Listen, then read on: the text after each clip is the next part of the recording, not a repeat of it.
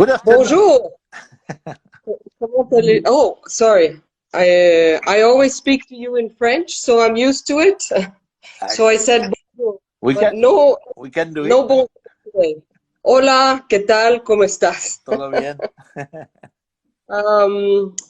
Michel, first of all, I have no words to describe what a huge honor it is for me to talk to you. You started making wine the year I was born. So we're both approaching half a century, you of winemaking and me of being alive. And so I think that for all the people that are here with us today, I don't really need to explain who you are, because after all, you are the world's most famous enologist and wine consultant. And so I think that we should just get on with it, if that's okay with you. I don't know if I am the most famous, but I'm enologist. I am 50 years. I work. It's true. So that's mainly true. What you tell, but well, I'm still alive. That's a big advantage, and I'm still there and making wine and happy to make wine, and that's it. That's my life. And I think I should start by telling our listeners the big news that have it's come out in French media, but I don't think that it's been everywhere yet, that you have announced that you're retiring. I know you're not stopping, because I don't see you stopping ever, but you did announce that you're going to slow down and cut down on the traveling, right? No, it's not completely true. But the truth is, I have assistants for many years now. 3 of them: Jean-Philippe Faure, 28 years; Michael Lézé, 18 years; Julien Viau, 15 years, working with me, and we decided to instead to have them assistant. They became my partners, and so we did a new company. The company is Rolland and partners, and so we are working together. Of course, that's the time for me to slow down a little bit my activity, but I do not stop. I never said I stop. I do what I love to do. You can never trust the tourists. What they write. You read somewhere I stop? No. Yes, in French wine magazines like Terre des Vins. No. Is retiring. I'm sorry, Terre des Vins I know very well, but because journalists are not one stupidity more or less is not very important. But Terre des Vins I know very well the article, because I did the article with the guy who wrote it, and so no, I never said I stopped. I slow down. No, but I didn't say you stopped. I said you were partly retiring. What means partly retiring? It means making wine in the places that are easier to get to, like Italy, France, and letting your guys go to India and China. No, I'm still going to South Africa, to South America, to Armenia. It's not so easy, and so no, I slow down. So instead to go in 15 or 16 countries I used to do, I'm just going in 10 or 12 countries. So I'm slowing down. That's it. But I don't want to stop. Well, knowing your personality, I don't know what you would do if someone forced you to stop. I don't see you ever stopping. But you know what? You consult for so many wineries that I just lose count. I don't know how many they are. So you and your assistants or associates, I should say, With is my it? team, I 200, with your team, 230. 230. Yes, in 18 different countries. Okay. Does that include India? Of course. Is it possible to make decent drinkable wine in India, really? We try. Brazil, nothing so far, or do you have a client? I used to go. I have been a consultant for what is the name? The big one. Miolo? Miolo. I used to They have I used they to have be consultant for them many, I don't know, 10 years, 12 years. huh. That explains a lot. And I was doing a little bit of homework on you, so I was watching some interviews you did in Spanish, and I was very surprised how good your Spanish is. You've become quite fluent since your little Clos de Los Siete adventure, no? Well, I Tell me think a I little am. bit about I am even better in Spanish than in English. In English, my English is not so bad, but my accent is awful. But that's the problem. So that's why well, you're I, French. I mean, what do you expect? I joked with you this morning. I telling it's not my problem. It's a problem for the other guys. Those No, no, listeners. I speak Spanish very well. Yes, I love the modesty. Can I touch on a touchy subject? I think that we should just get it out of the way because there's no way that I can interview you here with all these wine people that are watching us without bringing up the famous issue with the documentary Mondo Vino, where obviously you were portrayed as this fancy winemaking guy that drives around in a Mercedes with a chauffeur and makes uniform wines all over the world, getting paid a lot of money. How did it feel at the time, and how do you feel about those attacks today? So at the time, I was not so happy because it was fake. Was fake in the sense where the guy wanted really to show me. Of course, I have a Mercedes. I changed the Mercedes. I have the same chauffeur since then, almost 18 years. Yeah, yes, and so of course I have that, but it's not the most important.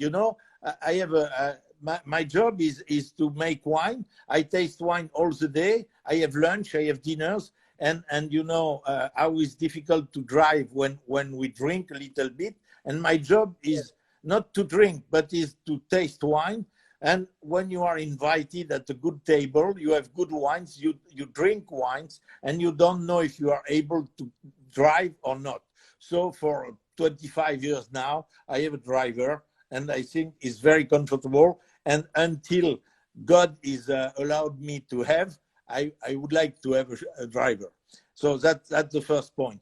The second point, of course, how they show us in working was not true. I did a lot of wine in my life. I don't say I did always good wines, never, but I did some good wines. What I know, I did a lot of work. I travel a lot because I like to travel. I like to discover country, new vinification, people. My job is mostly my relationship with the people than something else. And so I never seen, or I never think in my mind. I was really doing a job just for money. Even earn money, and I'm happy about that, of course. But it was not the goal and the only goal. And I think if you go to speak with my clients, and most of them, I work with them for 30 years or 25 years or 20 years. But they don't do that because they like me. They think they are doing that because certainly they think it's positive for them. And that's it. I did my job, and I think Nociter did not a great job. He did a fake job, and he was just making one shot to make money, because he did money quite a lot. After that, it disappeared. Yeah, but you also ended up making money from that documentary. That's the second. That's the second step. Even though he was destroying you, you became a lot more famous. My first idea was, but this guy has been very bad with all of us, not only me, all of us. But finally, it helped me quite a lot, because a lot of guys call me and ask me, we have seen you in Mundo, we want to work with you. So it was fantastic. And so that's it. That's the life. So in Portuguese, you speak well or you speak bad. The most important is to speak about. Exactly. Another thing that many people say about you is that because you have such an old friendship with the world's most famous wine critic, Robert Parker, that you knew exactly what wines were to his taste, and so you started to make Parkerized wines. But then you came out of that discussion one time in another interview I read by saying that it's not that the wines were Parkerized, is maybe the other way around. What do you have to say about your relationship with Bob Parker? No, but we have to consider different point. But my relationship, my personal relationship with Bob was good. But many people had a really good relationship with Bob in Bordeaux and even in France, and so I had a very good relationship with him. But everybody knows, even with a good relationship with Bob, is not changing Bob ratings. And sometimes, are you sure about that? No. Sometimes you know. You really think the critics that the future of friendship influencing us? They're great. You want me unfair? I can tell you, we do 10 vintages between the 80s to the 90s, 10 vintages, Le Bon Pasteur and Cheval Blanc, for example. Just an example. I'm sure Cheval Blanc is the winner maybe 5 or 6 times. I'm sure Bon Pasteur is the winner for 4 times. And you look at the rating, Cheval Blanc will be always much more well rated than Bon Pasteur. Always. Believe me. You know why? Because it takes a lot of balls to give high marks to a small name, right? That's why I tell you it doesn't change his rating. He didn't have enough balls to do it. And many times I told him, with this wine, not my wine, because I don't. It is your wine. My wine was not the most important. I told him many times, you have very hard with this wine. Oh, he was asking me, oh, you believe? But never changing the rating for. Even I was telling them. So no problem with Bob. Bob did a great job, I think. He did a wonderful job in Bordeaux, mostly in Bordeaux, all over the world, but Bordeaux has been very, have to be very grateful to him. So we had a good relationship. He was tasting the wines I made from Bordeaux, not really, but Italy a little bit, California for sure, a lot of Californian wines. So that's the life. And I think Bob has been the best, certainly one of the best critics we ever had. And when we look at the critics now, I'm sorry, but we don't have the same level as Bob was when he was wine critics. Now he's retired. He's really retired. Unlike you.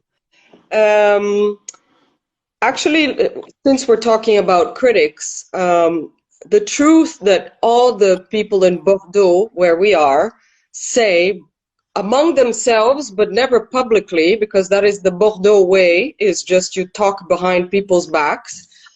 They say that the critics are finished because the pandemic helped to just finish what little there was left. And there will never be a new Bob Parker.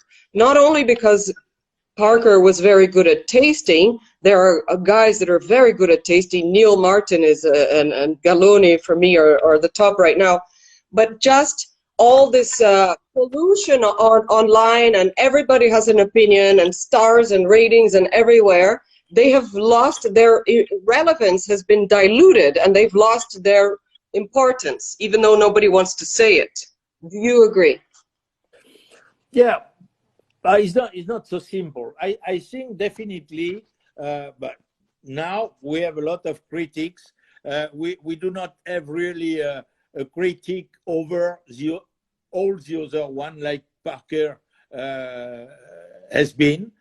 But there is very good critics now. But we can speak about Galloni, we can speak about Jeff Dunnock, we can speak about James Suckling, we can speak about Jancis Robinson, but nobody has. Jancis, does she leave the office? Sorry? Jancis will never come grade Bordeaux again, I don't think. She's written it. But she has been, and now there is people tasting for Jancis Robinson. .com, but not really her coming to taste. Still matter. The question is, do they still matter? No, but the question is now, when Bob came around, was in the beginning of the 80s. You know, yes, I was organizing tasting for him at this time, and because nobody would get the samples. I know that story, but you really helped him out. No, but at this time, the tasting was 50 or 55 or 60 samples. You know, now, if I want, I can organize with 270 samples, tastable, with good, very good wines. So one guy today is not able to taste like Parker did, was tasting Italy, was tasting France, was tasting Spain, was tasting US, was tasting South America. It's impossible now. One person is not possible, is not able to taste all those wines, all the wines we produce. You know, in California, the beginning, well, maybe 50 years, 50 wines, 60 wines. Today, there is 650 wines or 700 wines to taste. So one guy is able to taste that. And that's why it's impossible to see a new Parker, because they need to have one guy tasting California, Napa, one guy tasting Sonoma, one guy tasting Washington, one guy tasting Virginia. They're doing that. None of them have the importance, the weight, the force of. No, you agree? Because they are diluted in their work. They can't taste like Bob did all the place around the world, because today is impossible. That's it. Now, since we're still talking about Bob Parker, I think I really need to mention the theme of wood, oak. It's never been so bashed, really. To have new barriques is like a sin. To have used barriques is maybe acceptable, but I'm sure that you're aware of all this young crowd that think that the people that have wine in oak barrels are the devil. So Bob Parker is the guy that really popularized these big fruit bombs with like all this oakiness, and yet you're a guy with a lot of finesse. You're a guy born in Pomerol, and I don't understand how you're so linked by history, by what things are said on Google, and yet I don't see you as a guy that would be in favor of a fruit bomb, super oaky kind of wine. So I don't understand. Do you like oaky wines? No, I'm sorry, you are totally wrong. So if you want to be wrong, stay wrong. That's not my problem. It's your problem. Because no, but true. I didn't make a statement. So but it's fake. I'm asking. Is completely what are you telling is completely fake. You're wrong. That Parker likes like all the journalists or all the stupid journalists are. When you taste, tell me something. When you taste, what a good vintage in Cheval Blanc, for example, 1998. Ask. You know enough Cheval Blanc. You know enough to ask that. Ask how many new barrels. Almost 100%, maybe 80, maybe 75, maybe 100. When you taste Cheval Blanc 98 now, do you feel okay or do you feel something wrong in the wine? Of course not. But the bad journalist, like you are now, tasting 6 months after. No. Maybe. Shut up because you are wrong. Listen me. When you taste 6 months after the wine in barrel, of course you find oak, but it's not oak forever. Don't tell that, it's fake. That's the stupidity. Michel, let me explain something to you. I don't believe that. My wine is sitting in a brand. You are telling that? I am saying, what do you have to say about the young people? I'm not young.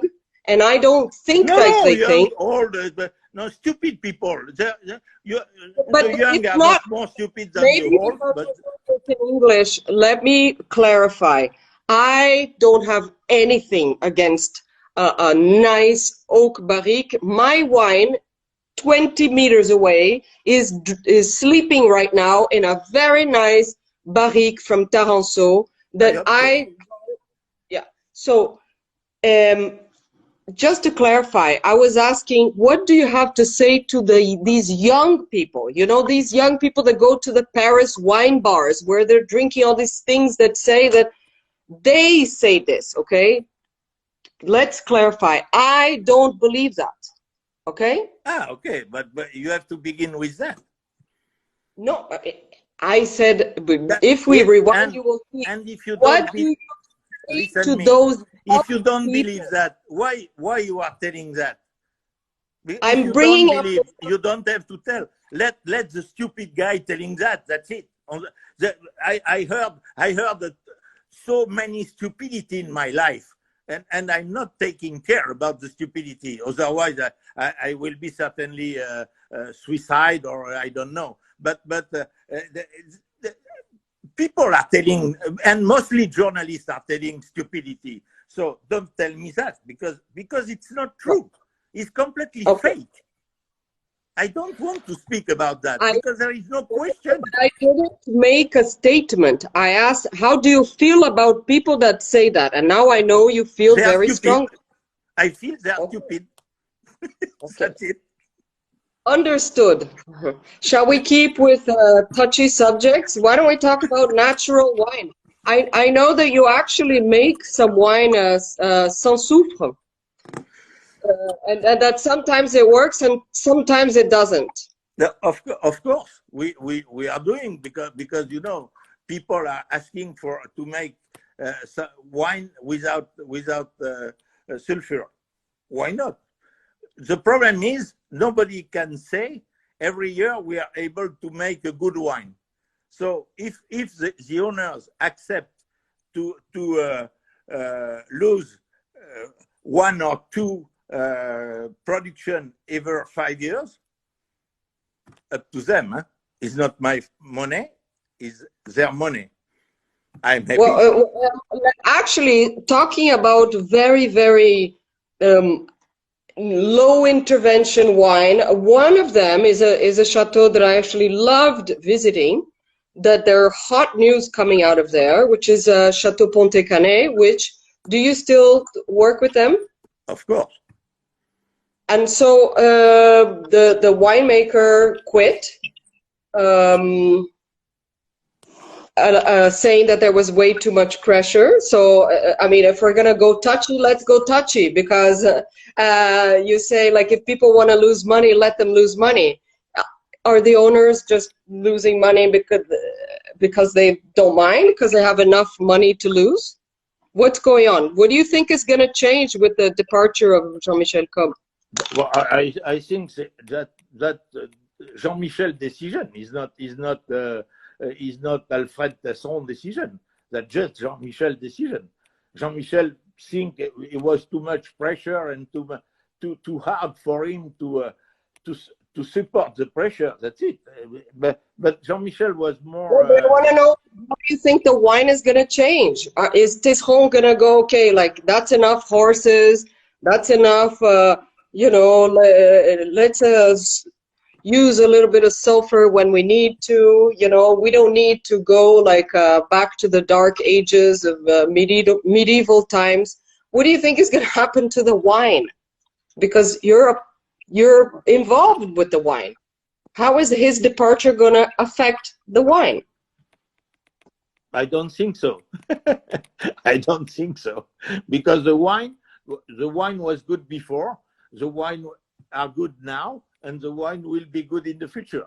No problem. The man are never making the wine. The people are believing the man are making the wine. Never. The wine is from. Do you tell that to your clients, that the man doesn't make the wine, but you make wine? Of course not. Of course not. If I can make wine, certainly more wine will be much better than they are, because the terroir is making the wine. The man is the second part of the wine. A man can make bad wine with great terroir, but if you work well, in any case, you are making good wine in good terroir, and better wine in better terroir. That's it. And Ponte Canet is good and will be good forever. Even Jean-Michel is a very nice man and very nice person, and personally I like him very much. But for him it was too hard to drive Ponte Canet. Ponte Canet is a big property, so that's it. Jean-Michel stopped. He's not. Well, he's still young, but he's not. He's even more in the middle of 50s, and so maybe he wants to do something else. But that's a nice. But Ponte Canet will be good and will be good forever. I'm sure. So let's talk about terroir versus the hand of man. Okay. I'm going to mention two examples of two chateaus 10 minutes away that one of them is still your client, Chateau Pavie, and the other one is no longer your client because the owner became a consultant himself, Angelus. So that's where I don't understand how that argument works, because the terroir has always been great, but you made their wines better. Before Hubert knew how to make good wine, Hubert learned from you. Yeah, let's admit it. Mostly, we can say. But he's telling that. And Hubert, I mean, he was in the supermarket business, so he learned from you. So there is a perfect example of two great terroirs where, without Monsieur Michel Rolland, the wine would have just skated along on the, you know, like, not bad, of course. You would have to be really stupid to make bad wine on the terroir of Angelus or Pavie. But they were very, very underwhelming. And then you came in, and the wines went up. And so it's contradictory. When you say it's just terroir, terroir, terroir, why do they pay you so much money? Because you made the wine better. Yeah, but if tomorrow, I like cars, but tomorrow you give me a Ferrari Formula One, and I'm the driver, but I'm never going to win a Grand Prix because I'm not enough good driver. But the Ferrari is there, the matière première is there. But well, exactly. So he's not the best Ferrari driver. You are. Without terroir, forget it. No way. But with the terroir, you are making good wine. And Jean-Michel Combe, even I appreciate him a lot. He's not the only guy able to make good wine at Ponte Canet. There is plenty of guys. And first of all, I am the consultant for Ponte Canet. Secondly, the family Tesseron is making good wine for many years. And third, certainly the new winemaker coming will make good wine too. And that's it. But we can make bad wine in good terroir. Huh?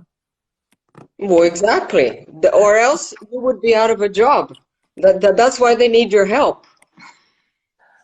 Fortunately. Tell me about your own wineries. How many do you have again? Not enough. No. No, I have now just one in Bordeaux, the small chateau close called Chateau Fontenil, and yeah. I am making a wine in Spain, but that's a brand I share with Javier Galarreta, so that's Rolland Galarreta wine. We are making a lot of wine in Spain, and third place is Rolland Bodega Rolland in Argentina, where we are making a lot of wine. Bodega Rolland, but that's nothing to do with Clos de Los Siete? Yes, because Clos de Los Siete, we have 4 partners giving wine. What happened to the other 3? I mean, the Siete, 3 have. That's the life, that's the life, marriage, divorce, and some. So now it's Clos de los Cuatro. Some pass. No, Clos de los Siete because the land, there is 7 property on the land, so that's like Pomol. That's a place we call with a name, and there is 7 different lots, so we still call Clos de los Siete. Yeah, little plots, huh? It's what, 600? A little bit more than 800 hectares. Wow. Are you gonna do you call all the shots? You decide there? Because they're French, no? The other guys and until today, yes. You are the final decision maker in terms of the final blend. I think so. I hope so.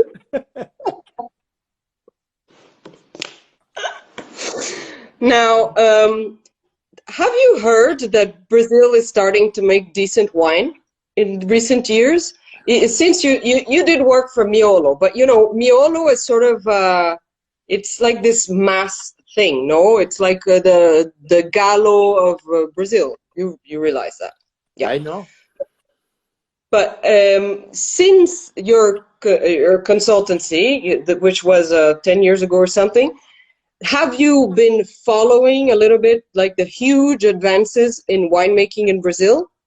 Not too much, because I think we stopped Miolo certainly somewhere in 12 or 13, and so since then I never go back to Brazil, so I never had the opportunity to taste new wines and the new what they did, and so I know they are doing better, definitely, because all the countries in the world are doing better. So why not Brazil? And so that's it. I think now they are making good wines, but the Brazilian people like more the wines from out of Brazil than Brazilian wines. In Brazil, That is changing. That is changing. I hope so. I hope so for Brazil. And Yeah. but I'm gonna do a blind tasting if you have the courage to do it here at home. I'll mix in some Brazilian coringas, as we like to say, some interesting things. I'll mix it up with some French things, and I want to see if you can catch the Brazilians. oh, certainly not 100%. Some maybe, but not 100%. But up to you. I'm ready. Now, I'm gonna tell our listeners something that may also surprise them. It's something that I was very surprised to discover in my first interview with you, which is that you're really a big defender of native yeasts.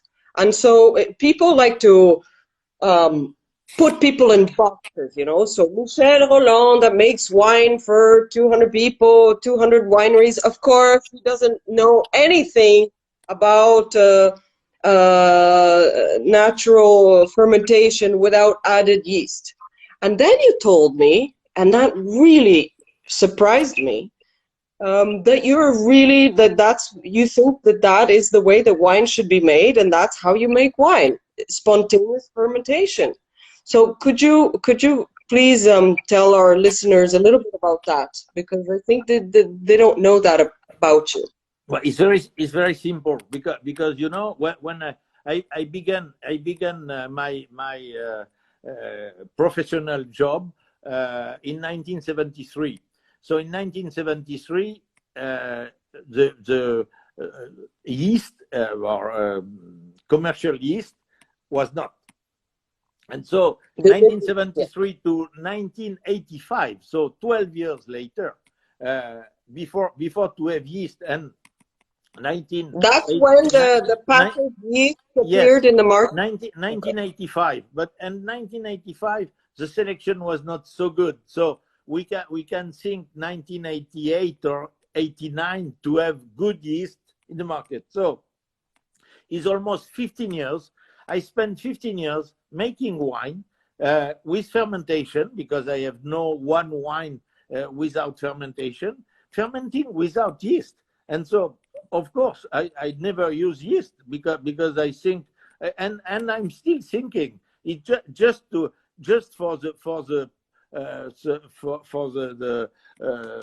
people making yeast, making money, but it's not helping. We can make very good wine with natural yeast, and so that's why and even in Argentina, I never use one yeast. We are all native, and because we don't need. And when in the cuva, in the cuve, the yeast start getting tired and slow down, and then maybe it's a cold night and they stop working and they stop eating the sugars. What do you do then? No, but if the yeast are getting tired and the fermentation is more or less stopping, that's your fault. It's not the yeast fault, because you don't manage well. So for temperature region, for pumping over region, but it's not the yeast fault. So we have to avoid the fault, and we don't need yeast. So of course you don't use like a pied de cuve, let's say. So take a little bit from one that's going at full speed, and put it into the cuve that's a little bit sleepy, and then ça redémarre. No. I can tell you I never did that, but it's not my way of life. My way of life, I think, and I tell to everybody, if you want to use yeast, you use yeast. But if you ask me, you don't need yeast. That's it. And I do not use yeast.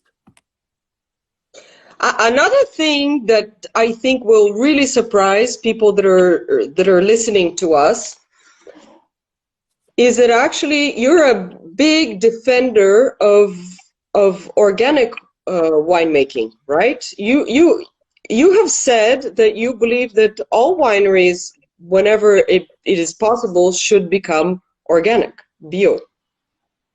Of course, if we can.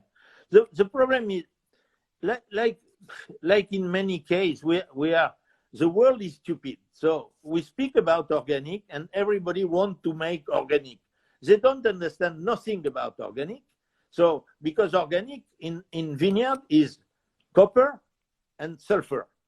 Copper is never good for us. But nobody take care about that. That's organic. That's organic, that's marvelous. Okay. It says natural, it comes from the earth, it's a natural element, you know, it's a natural metal. Natural, wait. So of course, but is in the soil forever, and C'est du sarcasme. And the people like us are not really very friend with copper. So, but it's organic. But what means organic? Organic means we don't use anymore chemical product and dangerous product. But if we are even more intelligent, more smart, but it's not the case, and don't worry, we can treat very safely for everybody, much more than copper with the product we have, if we are reasonable, if we are not using too much product, and if we are making what we call in French lutte raisonnée, we can do it. So that's why I'm very convinced that organic is good for the future, not copper, but organic, because certainly in 5 years, 10 years, 20 years, I don't know, we will find a process to avoid copper, because copper is bad, and to find another way than chemical product. And so at this time, of course I am organic. You know, I have a property in Argentina called Flores. It is not in Clos de Los Siete, but that's another wine. And this wine is organic. I do not mention on the label is organic, because I don't want to use that as a reference for stupid people. And I want smart people drinking my wine, not stupid people. You and Lalou and Romane Conti, none of you write organic on the label. You're in good company. Don't worry. I'm very quiet. Don't you think that one thing that people don't discuss as often as they should is that it's much easier to go organic or biodynamic in dry places, such as where you have made your wineries? I mean, Valle de Uco, I don't know if Diego is still here, he was the one I visited with. It's really dry. It's a lot easier. You throw mildew out of the equation. Oh my God, okay, I'm going to go bio, I'm going to go biodynamic, I'm going to go whatever the hell you want. But that's much easier. What do you say to people that don't realize the greater difficulties of doing that sort of farming in a place like Bordeaux? No, but yes, of course, Bordeaux is on ocean influence. Is not the continental climate. So we have some years working, we have some years very difficult, and so that's why organic in Bordeaux is not really good for the product itself, and for the economy of the property. So that obviously, but Valle de Uco, you're right. If you go to Brazil, if you are going to Valle de los Viñedos, you have the same problem as Bordeaux, where sometimes the rain is very strong, and to make organic is quite difficult. And you certainly remember the vineyard. Now they opened a little bit the vineyard, but when I went to to there 20 years ago or 25 years ago, the vines was blue, but was full of copper. Was totally blue because the mildew was so strong and so aggressive. They were doing treatment like crazy. So that's region where it's difficult. Of course, Valle de Uco is much more simple. Napa Valley is much more simple. There is Chile is much more simple. There is a lot of places where it's more simple. Which is the wine of all the many wines that you've made over your career that you are most proud of? I don't like this question because there is a lot of wine I'm very proud of. No, but there is no. You know, I did too much wine in my life to be proud for just one. I had so many great projects. You know, Clos de Los Siete from 0, 1 million bottle, a little bit more than 1 million bottle today.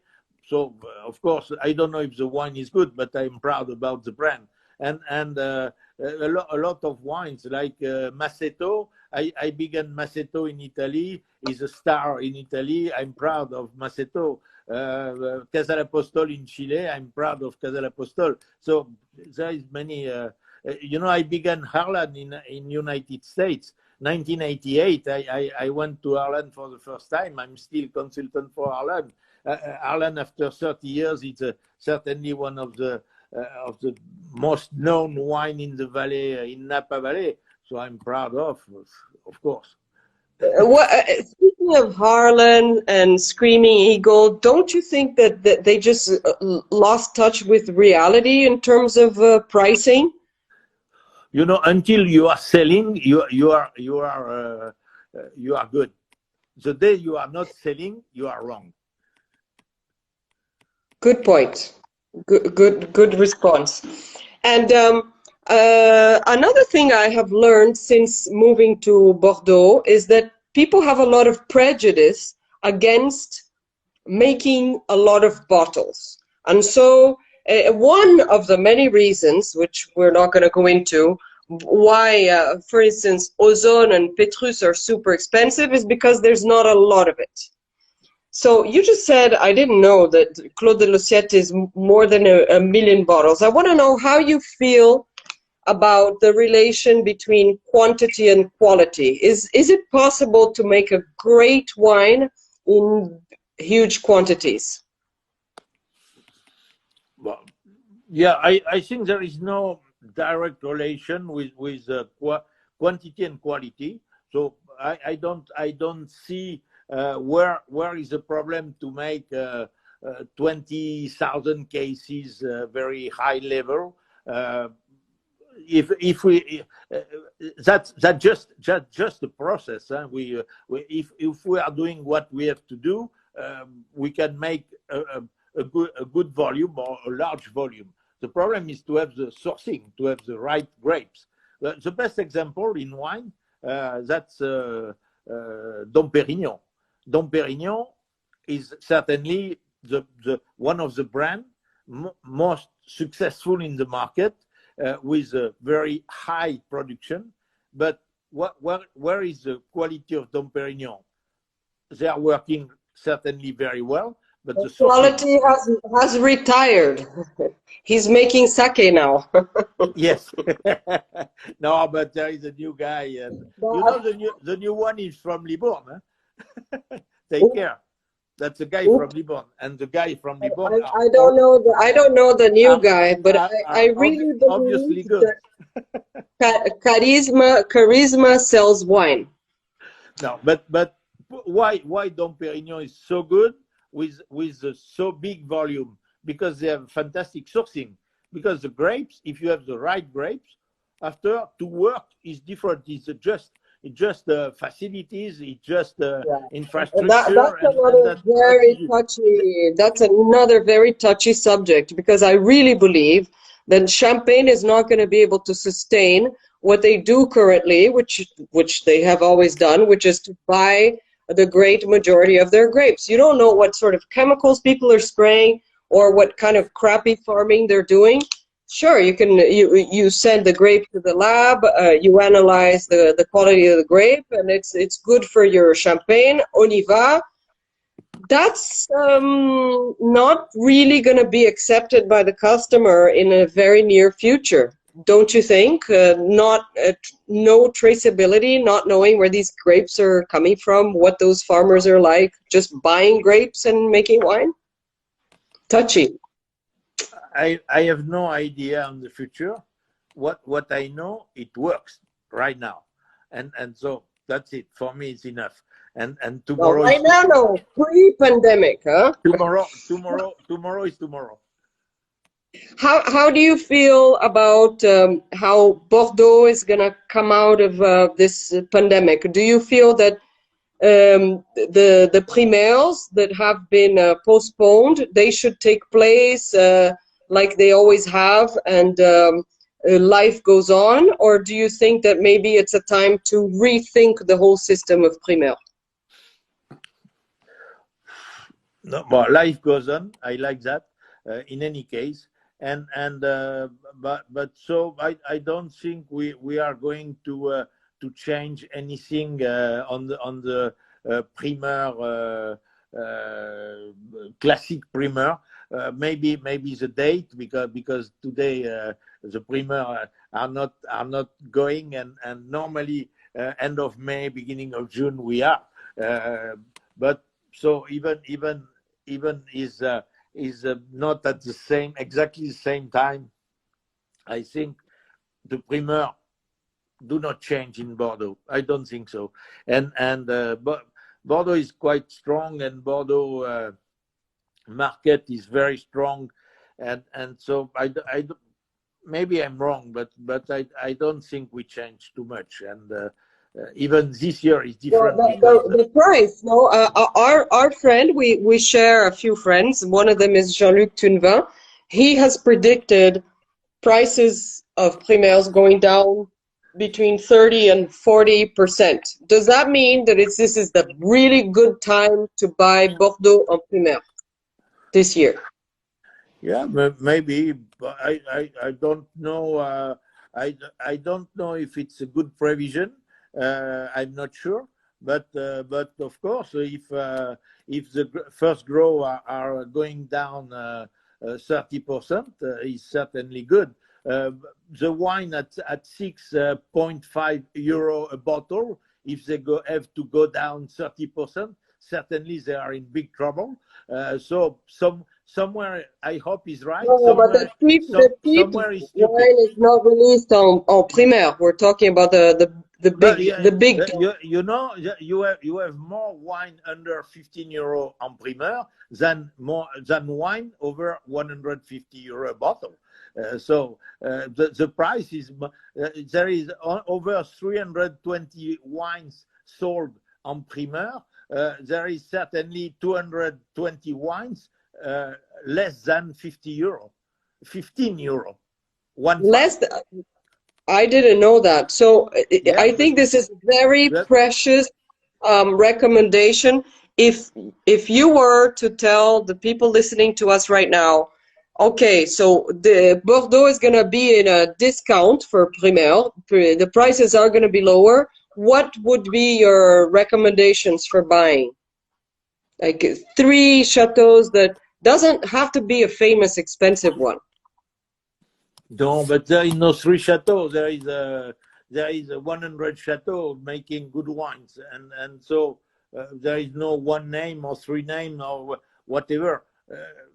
There is too many chateaus, and at whatever price, because you have a lot of chateaux. If you take Fronsac, I don't want to tell my own property, but if you ask about Fronsac, the wines are 10 euro a bottle, and I can tell you the wines are very good.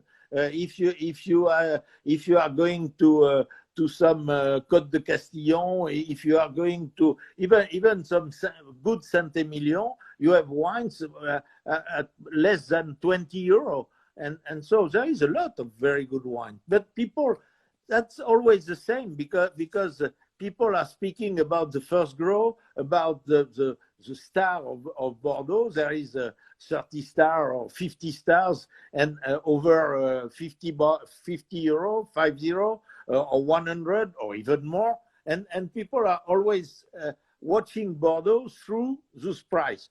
It's not the price for Bordeaux. The price for Bordeaux is much less. And so I think it's not good to say Bordeaux go down 30%, because when you are selling 10 euro a bottle, if you are selling 7 euro a bottle, is not a good deal. Is not a good business for the property, and the property can't do that. Of course, I know, because our wine is 10 euros. Chateau Margaux is 10 euros, so I know. Absolutely. And you want to go down 30 euro, 30%? No. No, basically, it's death. No? It's death. A lot of people in Bordeaux are going to go broke this year. You agree? Yeah, certainly. Yeah. And if you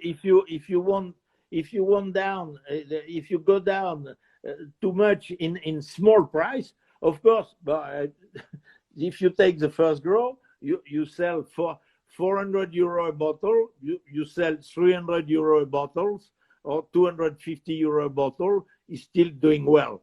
But when you sell 10 euro, if you have to sell 7 euro, is not doing well. So that's why I can't accept that, and I can't say that.